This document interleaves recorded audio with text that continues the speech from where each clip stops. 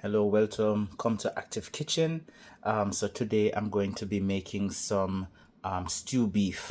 So I just want to show you the ingredients that I got. So today I have the sirloin tip roast.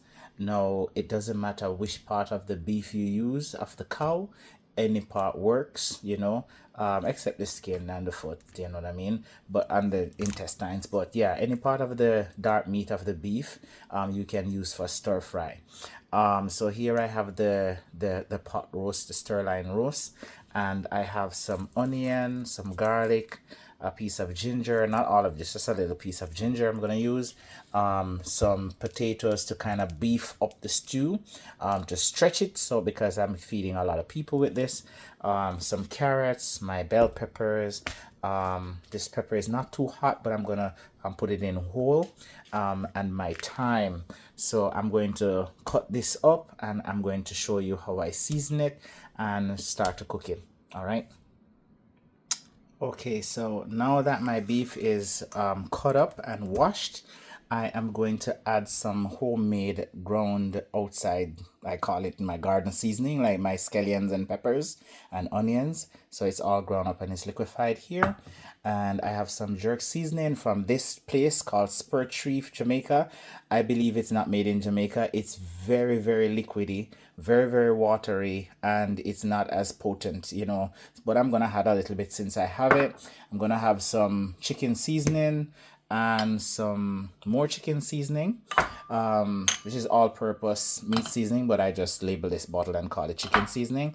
I have some ground clove and some whole seed, pimento seed or whole pepper, or allspice, you want to call whatever you want to call it, and some garlic powder. So I'm gonna start by adding, and I will also add some browning, Jamaican caramelized sugar, to give it a nice color. Right, so I'm gonna start by adding like a spoon of my homegrown seasoning, as well as a little bit of this jerk seasoning, and then I'm going to add, and this is not by measurement, I'm just being liberal, so I'm just gonna add some chicken seasoning here. If you have beef seasoning, that's good. And open this can up, and then I'm going to add my all-purpose meat seasoning, just like that, as well as the ground clove, just a tot like that, right, as well as some whole peppers, allspice, pimento, just a couple seed there for extra flavoring. I'm also going to add garlic powder, about that amount is good for me. And last but not least, I'm going to add some baking soda, and this is for tenderizing, so it will cause the beef to be soft much faster than cooking it for an hour or so on the stove. So I had about a teaspoon of baking powder for tenderizing, and then I am going to incorporate all of this, and then I'm going to bring it to the stove for the next stage. So now that the browning is added and everything is mixed, the aroma is off the chart. I'm telling you, this smells so good, so good. My mouth is drooling already, and it is not even ready yet, right? So I'm just gonna let this marinate for about half an hour while I get some other stuff ready. You can cook it right away. Some people like to soak their meat for quite a while, so that the season really dives down into it. But I believe that it does not make a big difference when it's well seasoned, right?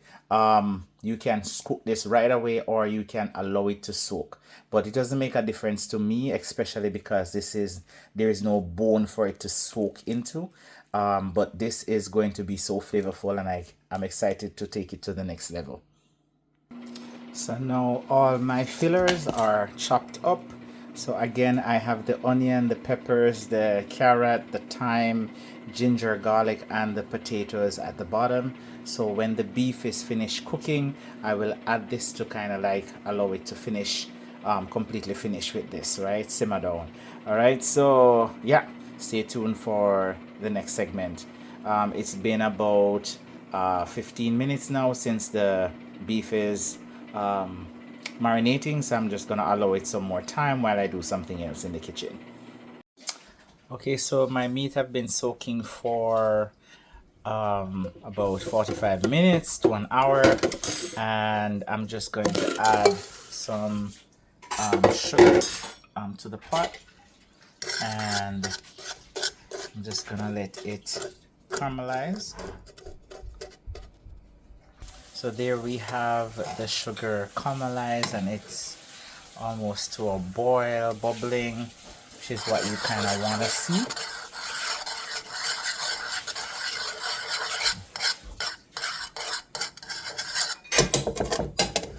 Yeah. So now that that is bubbling, that's where I want it. It's, you know, and then I'm going to just pour the beef in. And the beef is going to give its own liquid. So I'm just going to mix it around. Right?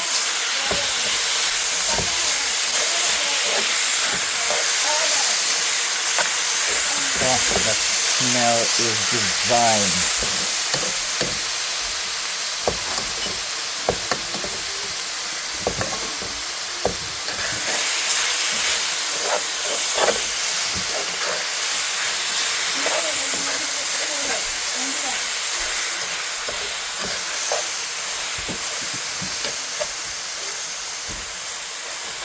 Some of you may be wondering why I didn't put any salt and black pepper, but the mixed seasoning that I added inside of it already have salt and black pepper, but you can add more to your taste or liking. But I am perfectly happy with the salt that is already inside of the seasoning.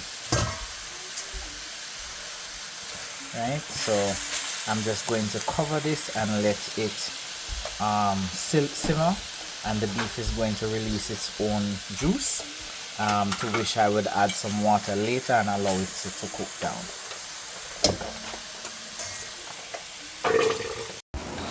So here it is.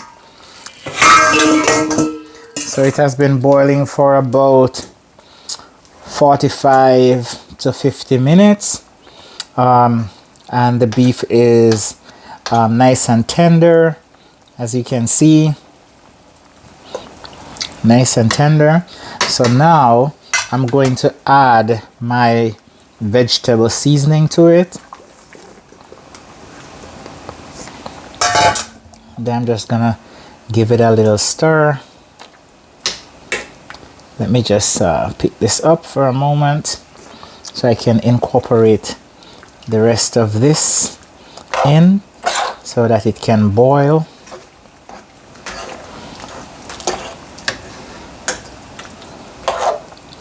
And while this is cooking down, you know, to get soft to your liking, I will add a little bit more water and let this just simmer and cook down, right? Potatoes do soak up salt, and so if it's not if it doesn't have enough salt in there, you might want to add a little bit more, just to bring up the flavor. Okay, all right, so now just going to add this pepper, and I'm gonna add some water.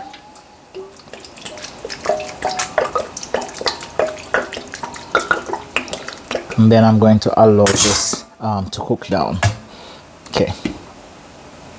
So there you have it. It is all done, nice and tender. Brown stew beef, ready to serve. Done and dusted. All you need is some rice or bread or whatever you need to eat this with. From my house to yours, enjoy.